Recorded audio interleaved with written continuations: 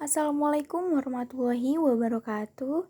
Pada kesempatan kali ini, saya akan menjelaskan mengenai administrasi usaha.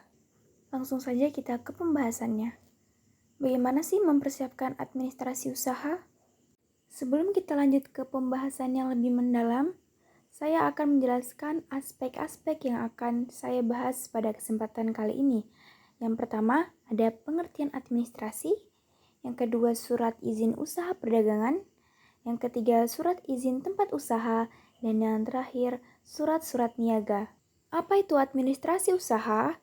Administrasi usaha adalah pengelolaan tugas-tugas yang berkaitan dengan jalannya perusahaan. Bidang administrasi bisnis mencakup sumber daya manusia, pemasaran, keuangan, akuntansi, manajemen proyek, etika, dan bisnis global. Jika kita melihat pengertian administrasi dalam arti yang sempit, pengertian administrasi didefinisikan sebagai sebuah kegiatan penyusunan dan pencatatan data serta informasi secara sistematis. Namun jika kita melihat pengertian administrasi dalam arti yang luas, pengertian administrasi dapat dipahami sebagai aktivitas kerjasama yang dilakukan oleh sekelompok orang. Aktivitas kerjasama tersebut dibentukkan berdasarkan pembagian kerja yang telah disesuaikan secara terstruktur untuk mencapai tujuan bersama secara efektif dan efisien. Oke, kita masuk ke dalam aspek yang kedua, yaitu surat izin usaha perdagangan atau SIUP. Di dalam surat izin perdagangan ini meliputi macam-macam SIUP, proses pengurusan, dan yang terakhir sanksi-sanksi. Dalam Peraturan Menteri Perdagangan Republik Indonesia Nomor 36/M/DAG/Per/9/2007 tentang penerbitan surat izin perdagangan mendefinisikan surat izin usaha perdagangan adalah surat izin untuk dapat melakukan kegiatan usaha perdagangan.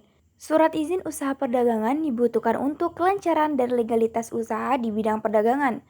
Diperlukannya memproses SIUP bukan berarti pemerintah ingin membebani masyarakat, melainkan sebagai bentuk kemudahan, keseragaman, dan ketertiban secara umum. Terdapat beberapa macam-macam SIUP. Yang pertama, SIUP kecil, menengah, dan besar.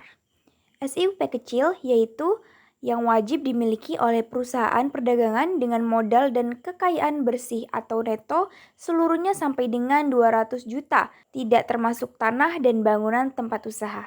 Yang kedua ada SIUP menengah, yaitu yang wajib dimiliki oleh perusahaan perdagangan dengan modal dan kekayaan bersih neto seluruhnya di atas 200 juta rupiah sampai dengan 500 juta rupiah, tidak termasuk tanah dan bangunan tempat usaha. Dan yang terakhir ada SIUP besar, yaitu yang wajib dimiliki oleh perusahaan perdagangan dengan modal dan kekayaan bersih neto seluruhnya di atas 500 juta, tidak termasuk tanah dan bangunan tempat usaha. Selanjutnya kita akan membahas proses pengurusan SIUP.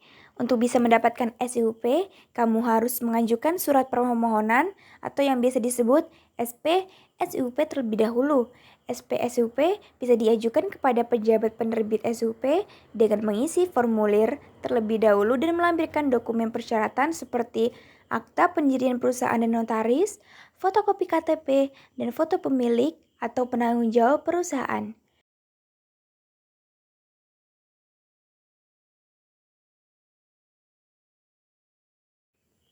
Berdasarkan Peraturan Menteri Perdagangan RI Nomor 36/DAG/Per/9/2007, kamu bisa mendapatkan SIUP paling lambat 3 hari kerja terhitung sejak diterima SP SIUP dan dokumen persyaratan secara lengkap dan benar. Pemilik SIUP yang akan membuka kantor cabang atau perwakilan perusahaan wajib melapor secara tertulis kepada pejabat penerbit SIUP di tempat kedudukan kantor cabang atau perwakilan perusahaan dengan melampirkan dokumen persyaratan. Selanjutnya ada sanksi-sanksi. Jenis sanksi yang diberikan kepada pelaku usaha ada 3, yaitu sebagai berikut. Yang pertama, pemberian surat peringatan. Yang kedua, pemberhentian sementara SIUP. Dan yang terakhir, pencabutan SIUP. Di dalam pemberian surat peringatan terdapat 4 poin. Yang pertama, pemilik SIUP yang akan membuka kantor cabang atau perwakilan perusahaan tidak dapat melapor secara tertulis kepada pejabat penerbit SIUP di tempat kedudukan kantor cabang atau perwakilan perusahaan. Yang ketiga, pemilik SIUP tidak menyampaikan laporan mengenai pelaksanaan kegiatan usahanya bila diminta oleh menteri atau pejabat penerbit SIUP. Dan yang terakhir, pemilik SIUP yang tidak melakukan kegiatan usahanya selama 6 bulan berturut-turut atau menutup perusahaannya dan tidak menyampaikan laporan secara tertulis kepada pejabat penerbit SIUP disertai alasan penutupan dan mengembalikan SIUP asli.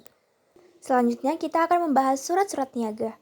Surat niaga adalah surat yang dikeluarkan oleh seseorang atau badan untuk kepentingan dagang atau usaha. Surat niaga merupakan surat resmi yang biasanya berisi tentang penawaran atau pembelian barang dan jasa. Di dalam surat niaga, kita akan membahas jenis-jenis surat niaga. Antara lain yang pertama, surat perkenalan, surat permintaan penawaran, surat penawaran, dan yang terakhir, surat pemesanan. Bagian-bagian surat. Secara umum, baik surat niaga maupun surat dinas memiliki kesamaan struktur. Berikut ini adalah bagian-bagian surat yang perlu kamu cermati. Yang pertama ada kop atau kepala surat, nomor surat, perihal, lampiran, tanggal surat, alamat, salam pembuka, isi surat, salam penutup, tanda tangan dan nama terang, dan yang terakhir ada tembusan. Oke, sampai sudah di penghujung materi pada bab administrasi usaha. Dengan nama kelompok Alia Nur Atika dan Clara Nutritiana. Kurang dan lebihnya kami mohon maaf. Kami akhiri. Wassalamualaikum warahmatullahi wabarakatuh.